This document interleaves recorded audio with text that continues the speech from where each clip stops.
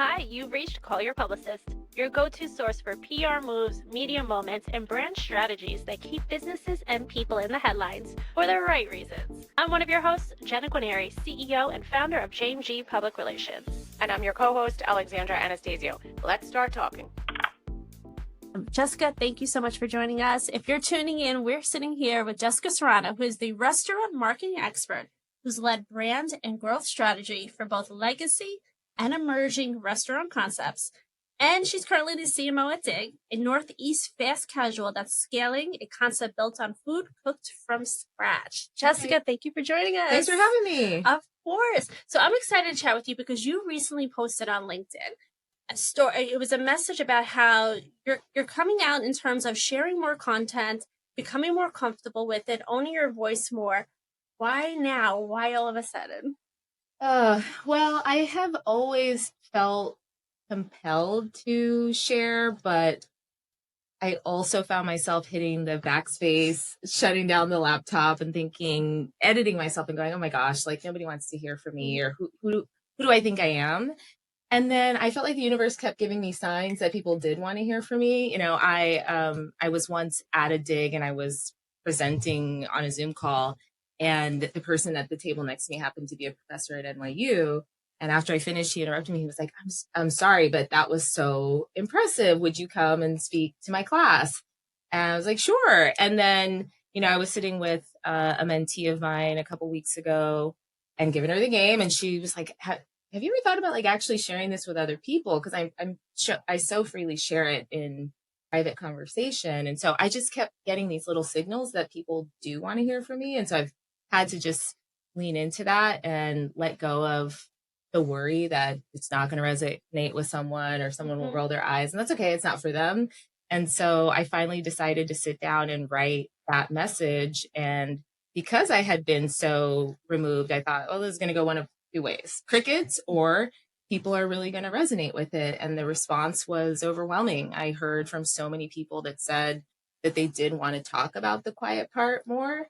And those were blasts from the past, people that I, didn't have a relationship with. And so I'm going to continue to follow that instinct and keep putting myself out there, my thoughts out there more. I love that. And I love what she said about listening and paying attention to what people were sharing with you right at the beginning, right? Because so many people miss that cue. And what we call it here, it's called sentiment, right? That's such a signal if something's working. And I love that you paid attention and you leaned in to give people what they're asking for more, right? And that's a huge part of personal branding. Absolutely. And I think too, it's being vulnerable, right? It's opening yourself up. You're putting stuff out there, and right, we don't know how it's going to be received, but I think that's the beauty of it. It's being authentic and just sharing what your experience is, your knowledge, mentoring other people through what you have to say. So I think, and sometimes we get that like imposter syndrome where we think like you said before, like, who am I? Like, but we should, right? Because we've had these experiences, and what good is it if we don't share it with others so that they can go through or they can connect with us? Sure. So I'm sure have you had people reach out to you saying like, thank you, I kind of can relate to that? Yeah. I mean, part of what I shared about was about motherhood and how, you know, my kids are 5 now. I have twins, and I really lost myself in those first 2 years. It was survival mode. And so I got an outpouring of women who wanted to talk about that, depending on where they were on that journey. I heard from women who were in the thick of that with newborns and trying to figure out what's next. And I also heard from women giving me words of encouragement of, yeah, that was me 20 years ago. And motherhood just continues to get hard in different ways. So, it's exceeded my expectations in terms of the conversation that is generated. And I love that she's leaning into something that's so important to you, motherhood. Like, you're going through it, 5 years of being a mom. There's still so much more to learn, I'm sure, and uncover. And so many people, that's relatable, and it's authentic and it's genuine. And you could very easily talk about just business and stick to the business conversation at all times. But you found, it can be possibly a sweet spot. And as you start to grow your journey in personal branding, there's all these little nuggets that are really more personalized where people gravitate towards. And that's, I think, a key part of personal branding is those really authentic, genuine moments of information that you can share, which is very vulnerable. And two, also with social media, I think a lot of people want to see the behind the scenes. They want to know what's happening. Totally. It's sort of that, like, I hate to use the word nosy, but they want to know who you are, right? So when you share those, when you show up in those moments and you maybe talk about, maybe you're having a crazy day in work and the children or anything, you're going to connect with people on so many different levels. And I'm sure your community has already started to grow because you're getting these followers or connecting with this audience that you might not have had if you didn't show up. So it's helping you others, but it's also helping you. You just unlocked something for me, because that's totally what I learned we needed to do for DIG. So when I joined, which was, almost 3 years ago, our social presence was still very curated. And I realized that we had an opportunity to bring people into our kitchens and just show more of the behind the scenes, and people really connected with that. And I'm realizing that the same, I think, is true when it comes to quote unquote thought leadership, that, people say, like, I think people are kind of worn out from the, like, I'm humbled to announce, like, kind of performative messaging. And I think people want to hear the mistakes and the lessons learned and a little bit more of the unedited whole story. Because, you see the title, but there's a lot of zigs and zags that happen to get there. And I think it's important that folks that are coming up know the story behind the title, because there's so much more than, I love that. There's so much more. That's so true. And it's so important for brands to recognize that now, that there is a way to be authentic as a brand, not just a person, right? And that, I think, even post-COVID, we saw that, or during COVID, and that changed how brands really communicate with their audience. Now, how do you as a brand find that sweet spot, right? Because for people, we can figure out, okay, you're a mom, you have those little attributes that we can pull very easily. But for brands, how do you figure out what those sweet spots can be to humanize it? It's really the same thing. It's figuring out what are the things that are distinct about our brand. So in the case of DIG, every single one of our locations is run by a chef operator, which is really unique in the fast casual space. Most are run by a general manager. And so that means that most restaurant brands, when they're putting their chef on camera, it's in a R&D kitchen in a corporate office. We don't have an R&D kitchen. Our R&D chefs work in the digs. In fact, the one right here on Pine Street, we do a lot of R&D in that kitchen. And so it became really clear to me that that's an interesting story. We should just bring people into the basement where we're actually playing around with the food. And so I think any brand that can take a beat to say, what is actually the thing that feels really special about us, and harnessing the hell out of that. So good. Yes. And you recently shared on social media that you felt there was a gap in terms of women of color in the C-suite, and becoming more open about that on social media. Sharing more of your voice, how do you think that will impact the community, and what do you think that will do? Yeah, I have worked for so many incredible female leaders. That's just been my journey, and I can lean on them privately. I'm grateful that I have a lot of mentors that will pick up the phone if I call or reply to my text.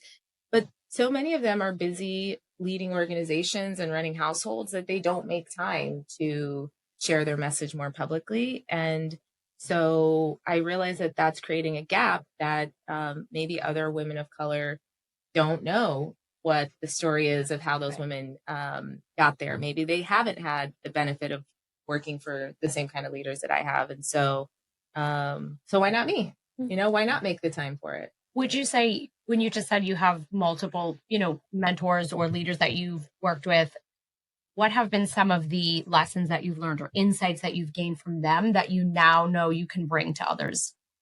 I'm a big believer that women don't talk enough about money. And so that's been really key for me, is finding women that when I'm navigating a difficult career decision, finding someone that you can trust and call that's been there before, and literally saying, this is the offer. This is the salary. This is the equity. These are the terms of the agreement. Does this feel right? How should I evaluate that? I think every woman needs a person that they can go to and ask those questions. And I've learned now, when, women reach out to me and ask for career advice, I always ask them, how much money are you making? How much money do you want to make? And sometimes that's jarring for people, because we've been so trained that that's private. But I really want women to be more comfortable stating their value out loud and comparing notes, because we're all living these parallel lives and not sharing that information. Information is power. And so I think men have been doing this, on golf courses and in bars and all of those spaces for decades. And we as women need to be more intentional about creating that kind of community too. 100%. We definitely don't have that. I love that you reference, men are doing this on the golf course. What's our version of that? What are the women doing, Yeah. You almost have to search a little harder sometimes to find our communities to be able to have these conversations, because they don't happen often, and they should. Yeah. Right? Women in business need to stick together, whether it's C-suite, founder, whatever it is, have these dialogues, because it benefits everyone. And it also helps raise women up in higher leadership roles. I think what's nice too is that how you said you found that some women don't have the time to do it, right? So why not you? But what's nice is because you're influencing the next generation, so that these conversations won't be so uncomfortable, or they won't feel so strange, right? Like when somebody says, okay, well, what you got this offer, what are you making now? They won't be like, what do you mean? What am I making now? They'll just volunteer and say, oh, I have, I'm making this and I want to make this. So you're normalizing those conversations. So it's nice to know. I'm sure it feels good for you that you're leading the way, so to speak. Yeah. So lean into that. Yes. No, but you are. And I think that's fantastic, because whenever we see something that's lacking that we haven't had, I feel like we want to give it to others. Yeah. I know. I feel like early on in my career, I didn't have some of the mentors that I wish I would have had. Right. So now I always make sure that when we have our younger employees or younger interns, whatever they may be, I want to be that for them. So I can imagine how that feels for you, knowing that what you share today will impact tomorrow. Yeah, I received. And I love to recently, when we were corresponding on email, you shared, hey, Jenna, I saw this post you did. You were in Cuba. I'm Cuban. Share more. And I feel like we connected in that moment. I was like, oh my God, yes. How is it for you too? And the importance of sharing these personal moments that maybe I, in the moment, didn't even think of anything of it. I was just sharing like, hey, I'm in Cuba. It's a cool trip. And it's like, wow, actually, no, that connected with someone, and that has deeper meaning. And, sometimes we don't realize what we output can actually connect with someone, even if it's just one person. Yeah, for sure. Someone on my team recently said to me, you're so good at networking. And I was like taken aback by that, because I never have thought of myself as a natural networker, because I'm kind of actually one of those introverted extroverts. I'm one of those for sure. It drains me afterwards. Mm-hmm. But it's because I hate small talk. I really do. I'm a Scorpio, so I'm just I want to know your soul. I want to have deep conversation. Be like, whoa, relax. And so what I really appreciate is when people share their whole self. And so when I see that someone's gone to Cuba, it tells me a lot about them, because I'm Cuban. My father was from Cuba. My husband's from Cuba. And if someone lives in the US and they could go anywhere in the world and they choose to go to Cuba, that tells me a lot about them, because it's hard to go there. It's a very beautiful and very complicated island. And it's a special place. So whenever I see that someone's had that experience, I'd love to know more about them, because obviously they're a curious person, because that's definitely off the beaten path. It is. Yes, that small plane we took together was very small. Very small. But it was definitely a beautiful place to go to. Highly suggested. Have you ever been? Yes. I've been many, many times. I was married there. Wow, that must have been beautiful. Yeah, it was. Yeah. It has holds a very special place in my heart. I have a question. So I love that we're talking about your career overall and everything. When you sit and you look back, I always like to ask people this, obviously you're not at the end of your career, you're in the middle of it, right? So God willing. Yes. Yes. God willing for all. Is there a piece of storytelling or a campaign? I don't want to say the word campaign, but something that stands out to you that you are saying, wow, I'm here and I've had this experience and I'm so excited moving forward. Yes. One thing that I got to work on at Taco Bell that I'm really proud of for a lot of reasons was I relaunched our value menu in 2019. And it was a big moment for me, because it was one of my first times actually really leading and owning a campaign. I was a senior manager, whereas before that I had been an associate and supported in various roles, but they brought me on this project because they were like, hey, we think we need to relaunch our value menu in this landscape. Go figure it out. And so I always start with the consumer. So I did a bunch of focus groups and just listened to guests. And I was starting to get nervous because the guests were telling us, we love Taco Bell's value menu. It's the best one. And so I was like, how am I going to go back to this executive team and say, we don't need to do anything. They think that the answer is you have to do something different. And so I continued to listen. What I was hearing was the why of what it was about Taco Bell's value that was so different than the category. And I started to hear this theme of how it was carefully curated and there was a lot of variety and it was interesting. And I could see this thread of how other brands outside of our category were hitting these boxes. It was the same way that they talked about Trader Joe's or Zara or IKEA or H&M. It was these brands that were redefining the value equation to not be about absolute price, but about good value for the money. And it made them feel savvy and not cheap. And so I relaunched the value menu with the exact same things on it, a $1 menu and $5 cravings box, but we did our most expensive creative for our least expensive products. We created these beautiful worlds where we showcase people enjoying it. And we drove positive comps for quarters off of that campaign. That campaign lived on for quite a while. And it really transformed the QSR space and how other brands talked about value.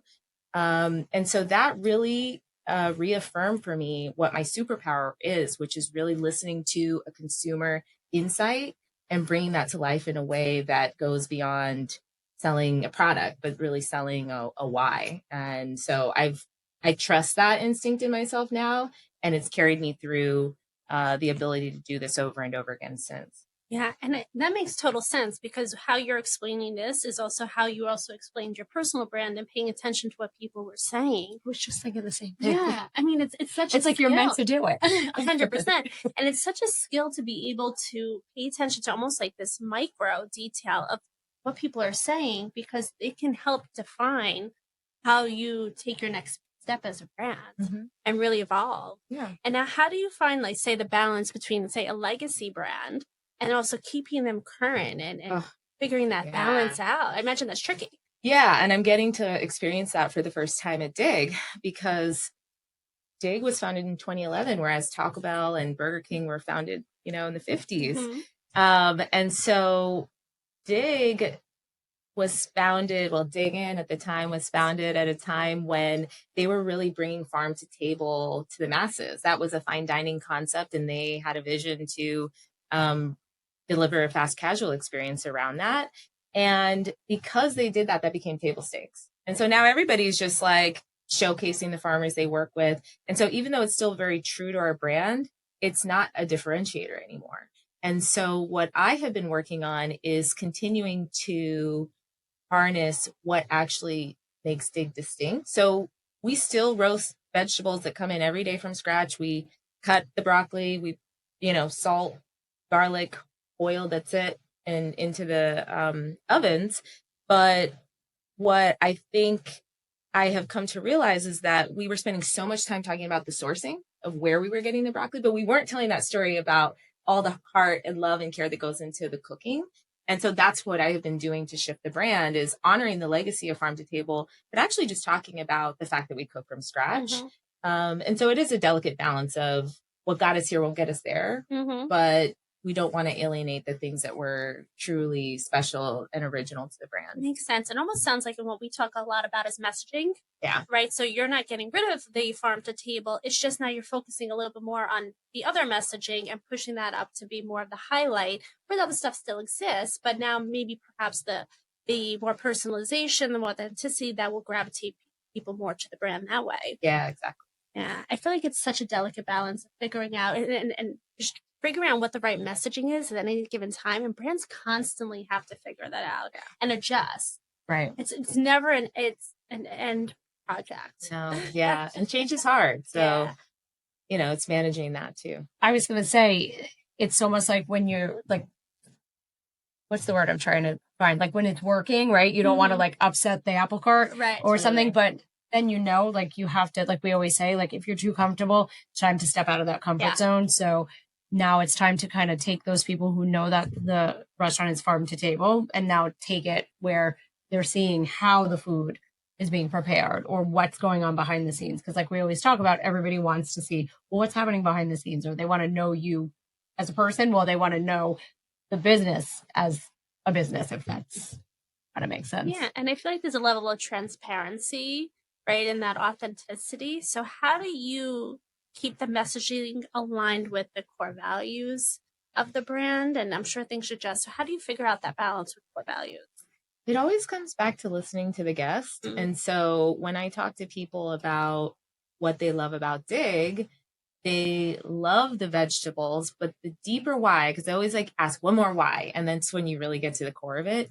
It's because we cook the way you'd cook if you cooked. And so that became really clear to me that they like knowing that the vegetables are fresh and where it came from and all that stuff. But at the end of the day, what we're really doing is satisfying a need. And that's really universal. And it's been critical as our brand has evolved, because Dig had been pre-COVID really focused on Manhattan. And so we had a very homogenous core audience of young professionals that are just coming down from their building 5 days a week. They have discretionary income. They want to eat a healthy meal and get back to their desk. And then post-COVID, we started opening in new suburban markets because people started to migrate in and out of the city in different ways. And so now we're talking to busy parents. But the thread, whether I talk to a young office professional or a mom, is that they're trying to eat healthy on the go. Whether you're 25 and, you have to do all these things now, right? You got to meditate and journal and be on at work and then go to the gym. And now I have to cook a meal too and meal prep for the whole week. When you don't have time for that, Dig has your back. And same thing for the parent that's now trying to do it for a group of 4. And so just always comes back to, are we talking about it in a way that matters to you? Or are we just navel gazing and telling you how great we are? And so that's the sweet spot, is saying like, yes, we source fresh veg, but we do it so that you can eat good when you don't have time to cook. I'm still that target audience, by the way. That is me. I want to eat healthy, but I don't want to cook. See, and I'm on the flip side. I love to cook, but I like knowing that you cook it the way I would cook it. So that's also one of the things because for the most part, I'll say 4 nights a week, just say. Oh, that's but good. Maybe it comes to Friday and I'm like, I'm so tired. Like, I can't do this anymore. And then we'll say, okay, let's order out. He'll say, let's order out. But I hate to order out because I don't know how I'm getting this. Meaning, how is it being cooked? I don't like cold food. I don't know what's going into it. And I'm like, no, it's fine. I'll just figure something out. And then I'm opening the refrigerator and I'm just throwing things together. But with like having something like Dig, if it was close by, I would say, okay, you know what? Why don't I order from there? Because I know they're cooking it the way I'm doing it. They're not throwing in oils that are inflammatory that are going to bother me or that are going to bother my stomach or whatever the case may be. So I like that you're catering to people. And that is a great message, because some people who do like to cook, but they're tired at the end of the week. Yeah. But they still want to eat healthy. Yeah. I don't want to order the food that's going to make me feel like, oh God, why did I just eat that? Yeah. Right. So. And that's been fueling our social storytelling. It's kind of counterintuitive, but what we want to do is actually demystify cooking, because it's another thing in the US. Like most people, I think we have an interesting relationship with it, where people have both an obsession, hence the Food Network, but also a lot of intimidation. Like a lot of people, I think the average American knows like 5 meals and one is eggs. It's my breakfast every day. And, I've read like people practice cooking a meal many times before they're comfortable serving it to someone else. So we have this like really complicated relationship with it. And so when we create new recipes, we do not gatekeep. The first piece of content we create when we launch a new menu is we show how we made every single thing, and we put it online. So if we inspire you to want to make our Romesco sauce by sharing the recipe, awesome. Or if it just helps you to feel more confident that you know how we're doing it and you come and enjoy it for us, even better. Wow, I can't believe a brand actually shares their recipe. That's what a key differentiator there, that alone. I was going to say too, like, I think that's great because it's being authentic. It's saying this is what goes into it. These are the ingredients. And I'm sure there's a handful of people who might be like, I'm going to make that. And they don't. Because I know I probably would look and go, I could just go order that. Yeah. Because my TikTok is full of saved recipes. That I was just going to say, I got things saved. I got things in my shopping cart, things that are never going to come to life. But it's nice knowing that they're there. When we're talking, you're talking about Dig, but then it started as Dig In. So in 2017, it went through the rebrand? They dropped the in, yeah. Okay, so why did they drop the in, and when should a brand consider a rebrand? Yeah, so it predated me, so this is the lore as it's been passed down to me, is because Dig had and continues to have a very ambitious mission to change food systems, and there was a vision that the word Dig opened up the brand to be like a house of brands and to have many different verticals. So They at one point had a farm, Dig Acres. So they had like a couple of different verticals that they were thinking about in the spirit of changing food systems. And then COVID happened, and they had to really shift focus into keeping the lights on, frankly, right? And so as a result of that, we have been really just focused on operating really great restaurants. We're not in the farming business anymore. There's plenty of other farmers out there that we source from. And so it made sense at that time. And now, you know, the number one question I get asked from people is, why did you drop the in? Or, you know, like, dig is in diggin'. And I love that because that means that they've been with us. They're an OG, right? And so that's a nice signal. And so I always joke, I'm like, you know, it's like a nickname. Like, you call us Dig, you call us Diggin', we're going to turn around either way.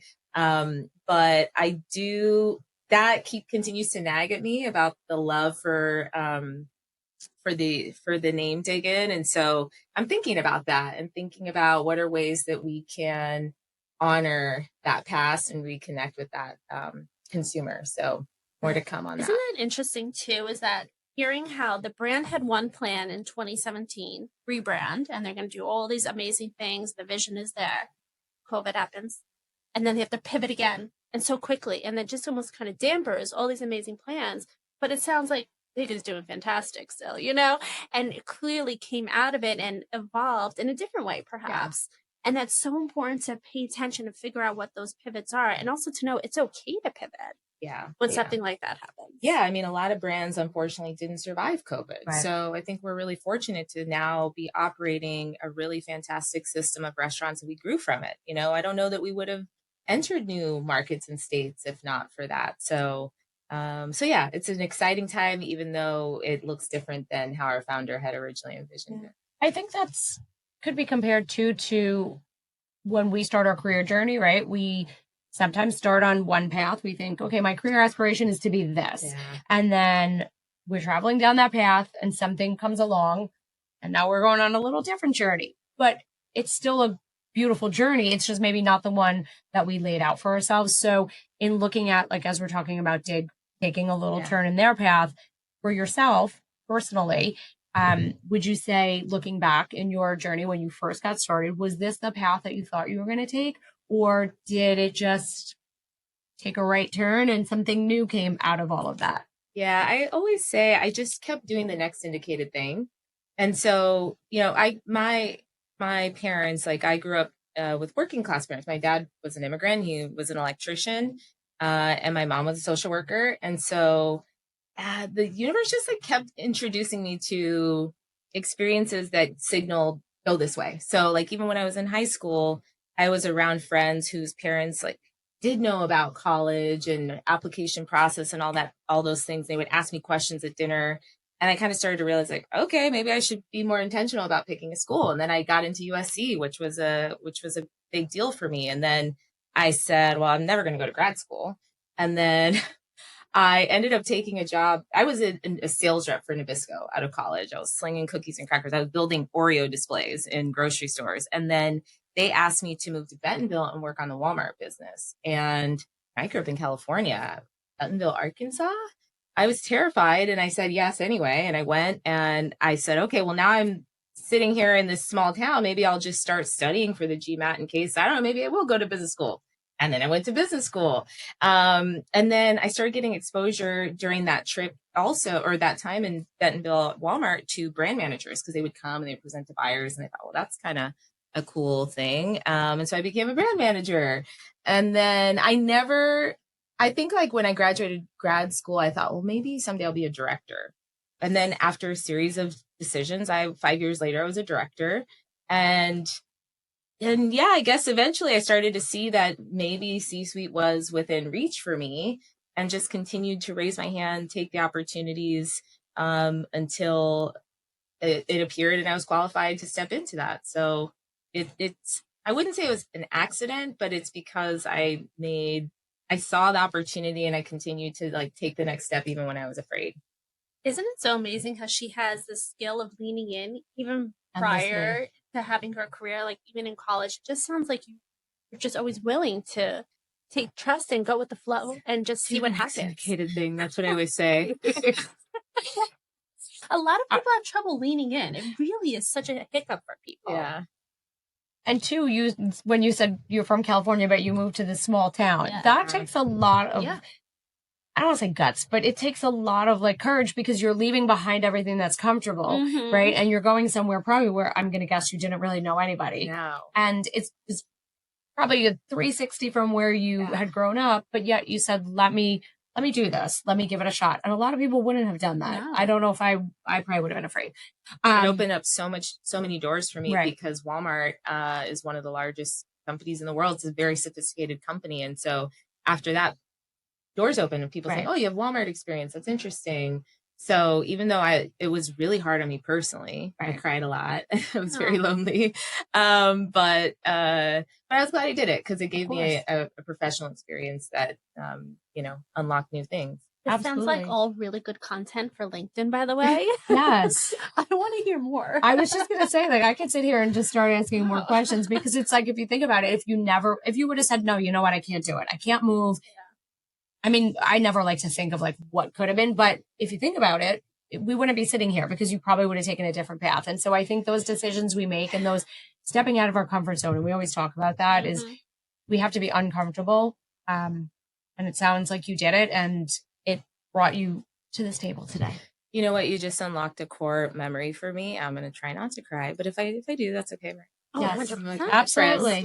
My dad passed a few years ago, so sometimes it's like sentimental to think about him. But I remember when I was trying to make this decision and telling him like, I don't know if I can move to another state by myself. And I remember him telling me, when he was the same age, he moved to this country and he didn't speak the language and he found a way. And that kind of like unlocked it for me of like, I can do this. I can move to Arkansas. If my dad could move from Cuba to the US without even knowing the language, I can do anything for a year. And I totally forgot about that conversation until you just said that and unlocked that memory for me. I have chills. I know.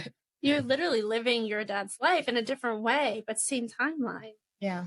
Wow, that's a good way to honor him. Absolutely. Yeah. And that's probably where you get that, I'll call it strength or to do that. You know what I mean? I think it's those things that our parents pass down to us that sometimes we don't even realize are inside of us. Yeah. We just kind of have it because they've instilled it in us in different ways that you probably didn't even realize. So that was definitely an important conversation. Yeah.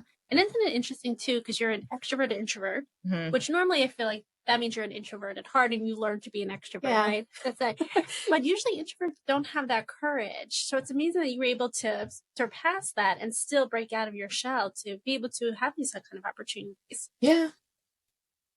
Do the next indicated thing. That's what I always say. I mean, even this morning getting up, it's like, it's scary to come and speak on camera. And I got up and I said, okay, well, you're just going to take a shower first. You put on your face, you're going to get on the train, and I'm here. It's like, I'm always just like, if I think about the whole thing, I will freak out, but I can do the next thing. I like that. The compartmentalizing. You just deal with it as it comes. And then, once it's done, you're like, oh, that's not that bad. Exactly. Yeah. But I think sometimes we have to do things that scare us, right? Yeah. And then we realize, okay, they're not that scary. Yeah. Depends on what it is, though. Yeah. Like getting in small planes. That is scary. That's right. So if you had to describe yourself of where you are in life and career right now, what would that one word be? One word. Aligned. In alignment. Which is not always the case. And so when I am in alignment, I really have to enjoy that because this too shall pass. There will be times when I feel maxed out at home, maxed out at work, both. And so always working to listen to the signals and go, how can I get back in alignment? And then when you are there, enjoy that, so it feels really good to be there, but I also am ready for the imminent, thing coming around the corner that may shake up my equilibrium. That takes you a little out of alignment. Yeah. But then it's fun to put it back into balance. Yeah. The uncomfortable to comfortable and back and forth. Yep. Jessica, I really enjoyed this conversation. So thank you so much for joining us Thanks today. for having me. So for those who are following us, how can people connect with you next? We can connect on LinkedIn, Jessica Serrano. Perfect. Awesome. Thank you, Jessica. Thank you. Thanks.